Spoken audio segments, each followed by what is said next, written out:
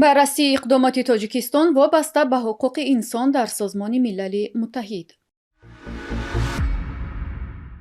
نگرانی مقامات روس از افزایش گردش مواد مخدر به دست تاجیکان در روسیه.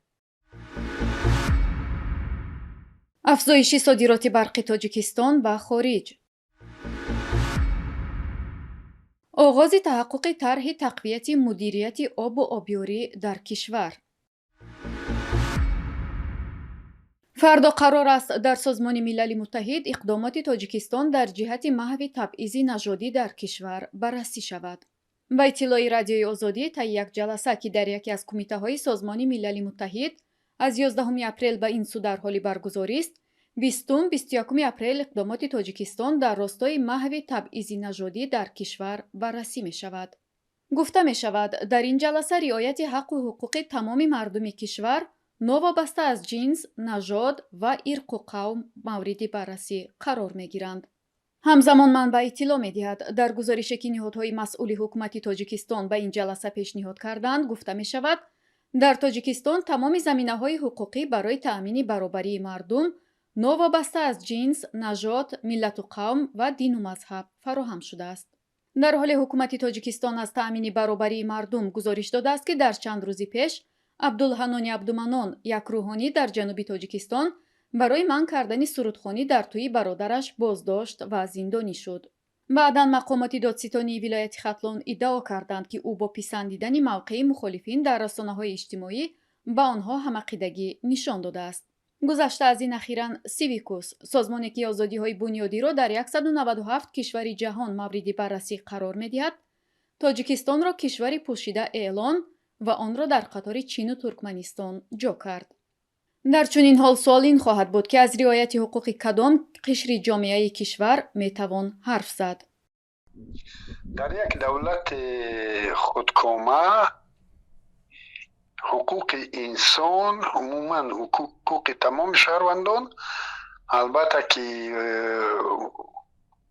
وسیع پایمال می شود و در این شرایط درباره اقلیت‌های، گروه‌های اقلیتی البته که آسیب پذیرتر می شوند، هر اقلیتی که نباشد.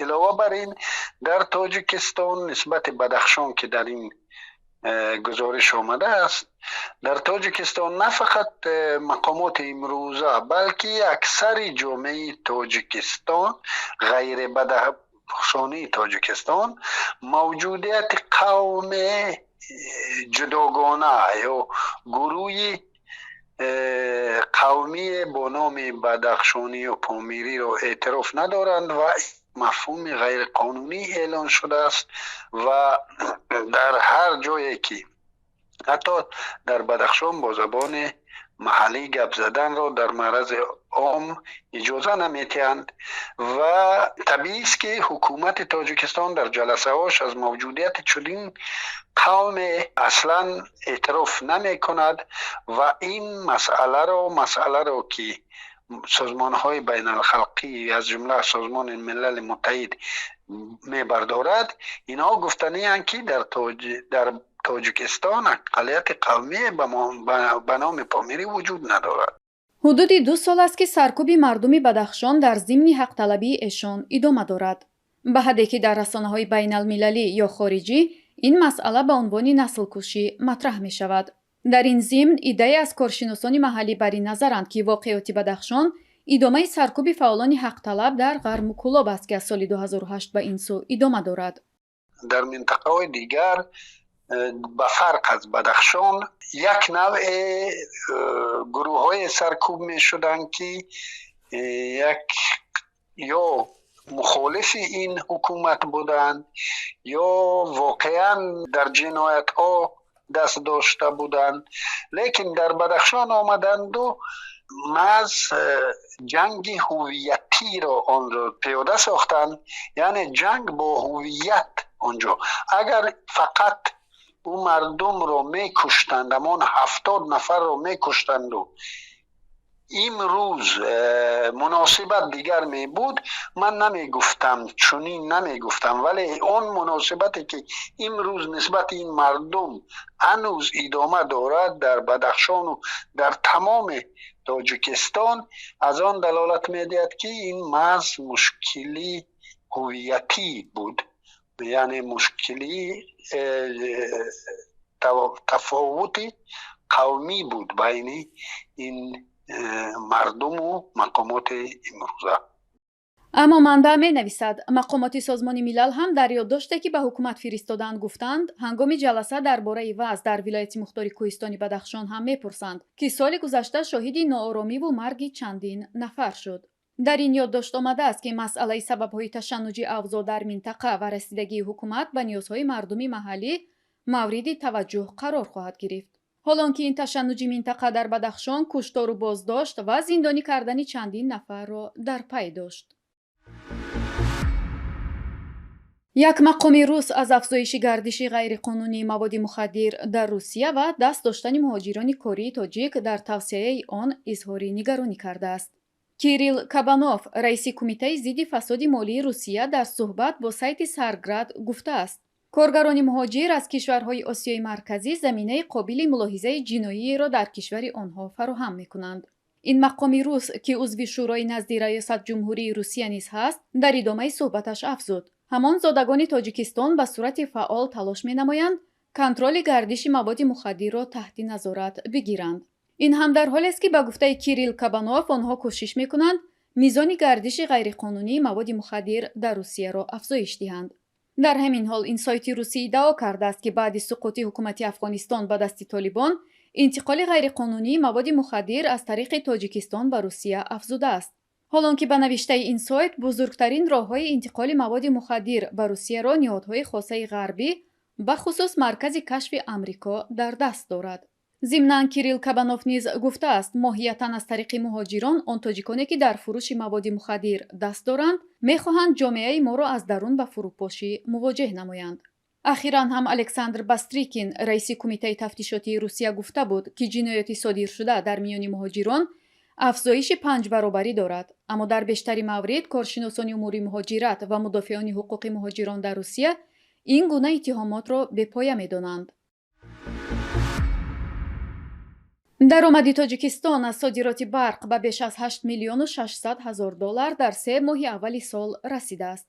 به گزارش کمیته امور تاجیکستان درآمد از صادرات برق در کشور 8 میلیون و 600 هزار دلار اعلان شده است که 17.5% نسبت به همین دوره سال گذشته بیشتر است.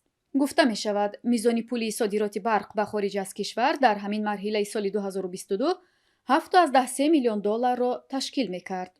به اطلاع برق تاجیکستان بر اساس قراردادهایی که دارد سالانه به افغانستان و در موسم گرما به ازبکستان برق صادر می نماید. برق صادراتی تاجیکستان به افغانستان از ماه می تا اوگوست تا یک شبانه روز 400 مگاوات و بعد از آن 40 مگاوات در یک شبانه روز را تشکیل می دهد. این در حالی است که همه ساله محدودیت استفاده از برق در داخل تاجیکستان راه اندازی می شود و سر از تیر ماه تا میانه های بهار اهالی روستای کشور در یک شبانه روز تنها برای چند ساعت برق دارند.